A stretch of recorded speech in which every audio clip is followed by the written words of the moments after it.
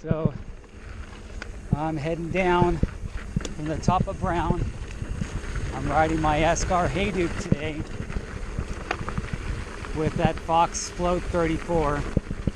I love that fork. Just having a nice suspension fork after being on a fully rigid single speed all week is really a joy. And then having gears obviously is nice. I do like the simplicity of my single speed, and I don't mind being on one gear, but when I have all my gears, I enjoy it and makes for a nice day.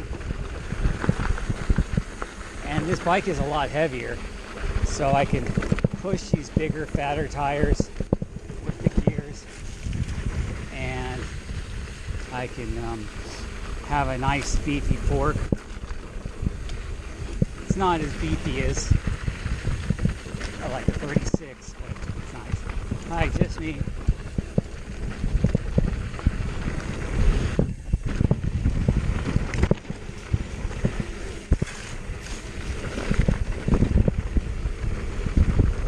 So this is how the terrain looks. I showed you this the other day.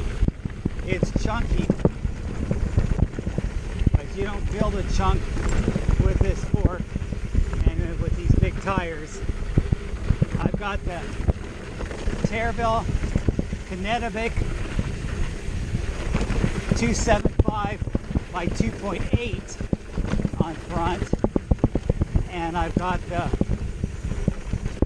Kenda Havok 275 by 2.8 on back. The Kenda Havok is a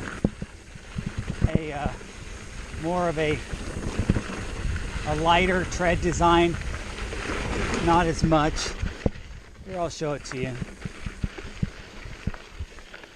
and you guys can take a look. Hello.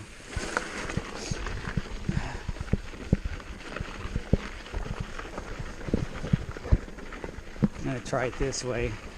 So get out my camera this way. I'll give you guys a look at the bike setup and the gear.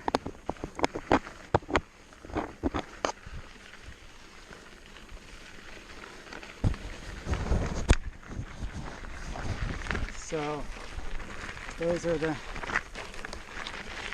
Kennebec tires. As you can see, they're really big, chunky square block tread design. And then there's the Havok, that's a much smaller little square block design and a little less spaced out, but there's like another row of them. So that's how it is. Here's my setup with my gear. Let me just stop because I don't want to crash while I'm showing you. I got my goggles on, got my pack on, and this is my Halloween shirt. So today's November 1st. Happy Halloween. Got my chrome shorts. I really like those shorts. This is a wool shirt by Super Wool or something like that. I'm bad with brands and stuff like that, but Smart Wool, I think. And then the socks are wool. Wool has amazing qualities that it does. It absorbs your sweat, dries out really quick, and you don't get cold from it, and you don't get too hot. It does a combination of both. It keeps you from overheating and also keeps you from getting cold because it dries out really quickly and it doesn't smell.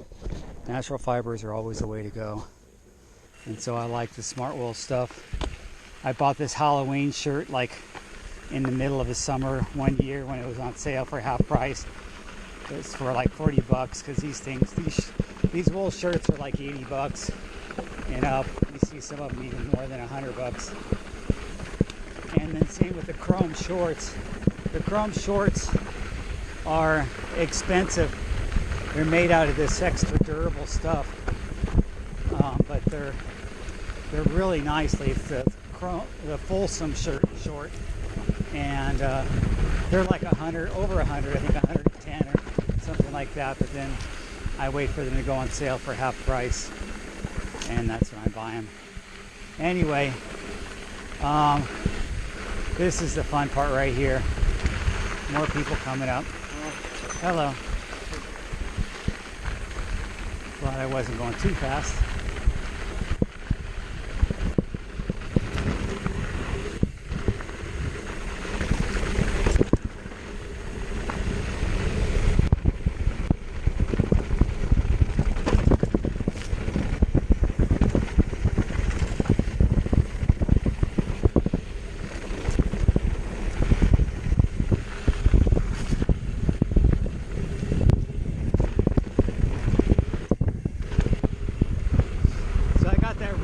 In back too, and the tire pressure is low at 14 pounds in the back and 12 pounds in the front.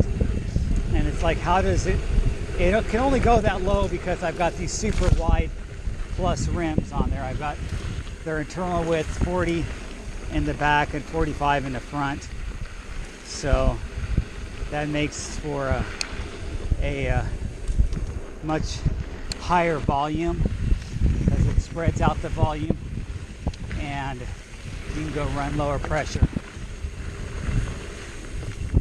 You think about it, a tire is three-sided, so if you increase the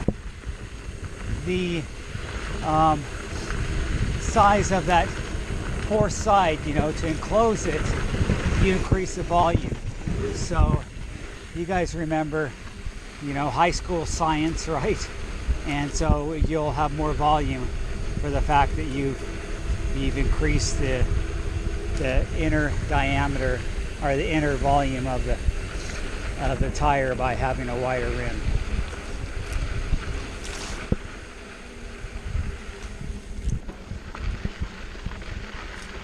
What the narrow rims that people used to run kind of pinched it at the end and gave your tire a light bulb type of effect. So it will be tapered down to this narrow insert, and then you had not only less volume, but then you had a tire that was dependent on a more narrow stance, so it would roll over and also have the tendency to pinch flat, especially when people were using tubes. I haven't stopped going tubeless since it came out, since Stan's came out with the tubeless a long time ago, and I love them. I see no reason to run tubes unless maybe you just don't ride that often and you don't want your tire to just sit there and your sealant to dry up. But as you guys know, I ride a lot, so that's not going to happen with me. Even my gravel bike is tubeless, and it just gives your tires a much better feel, and you get the extra suppleness and conforming to the terrain by not having a tube in there kind of hindering your tire conforming to the terrain. And I don't know why anybody would go tubeless unless, like I said, they don't ride that often.